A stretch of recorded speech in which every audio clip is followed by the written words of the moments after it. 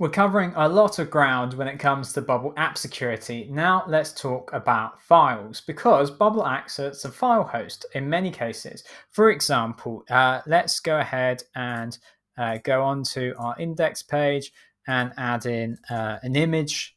So in fact, let's make this even more realistic in this very rough demo that I'm making. I'm going to add in the logo.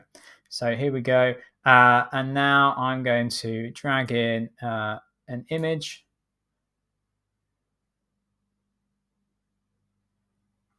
Okay, there's the Planet No Code logo. Let's fix that because that looks horrible. There we go. So I've dragged in an image. And so now if I go to data and I just refresh this,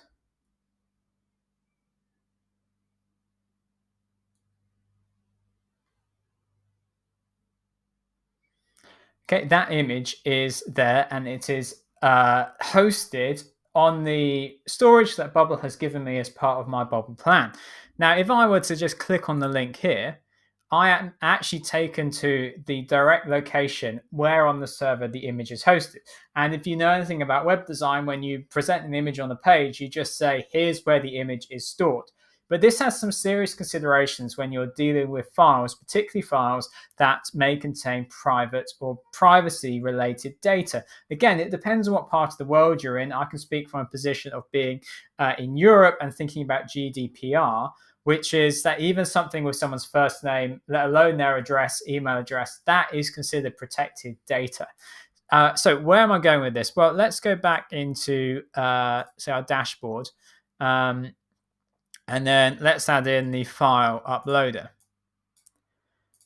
And so what if I'm asking my users to upload, say, a PDF, something important, something related to them? Well, if they upload their PDF and I don't change anything here, and say I save that PDF into a field on, okay, let me take it. Let me go through each step here. So, for example, let's say that each user of my app, for some reason, needs to have one PDF. So I'll create a field of PDF, and I shall say that it is of type file. Okay. Now I'm going to add in a button. And say that, we'll just call this one save PDF. And so what I can do is allow my users to upload a file using the file uploader here, and then add a workflow. And I'll say make changes to current user.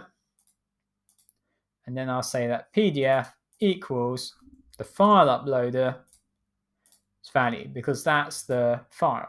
Okay, now that is a perfectly simple, all right way of saving a file to a field. Now, you could have a different data type. It doesn't have to be current user where you save the file, but that file is now saved and linked to that user, so that I could easily recall it. I could say anywhere on my page, current users PDF, and I could even, with a little bit of code or a plugin, present the PDF back.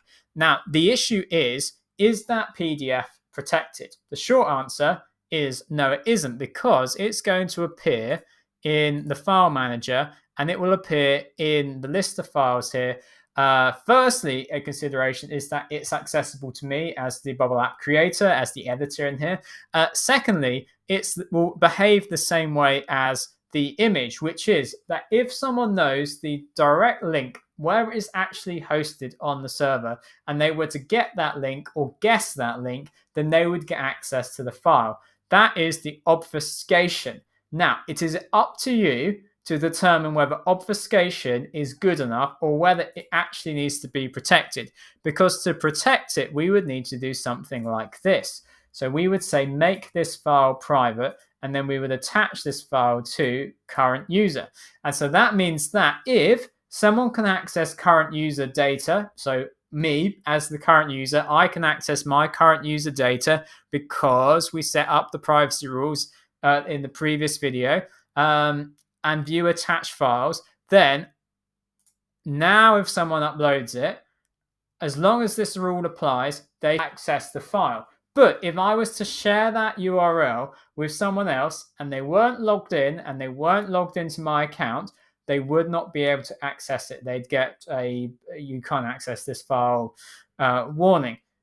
If you don't have that in place, the file is not protected. So just consider that. And I'd love to be corrected on this, but there are all sorts of additional implications. For example, what if you generate a PDF through an external API? How do you mark that PDF as private? Well, I've not tried this for maybe a few months, maybe a year, but I couldn't find a way to do that, because the only way that I could find that you can mark a file as private is to do it through the file uploader.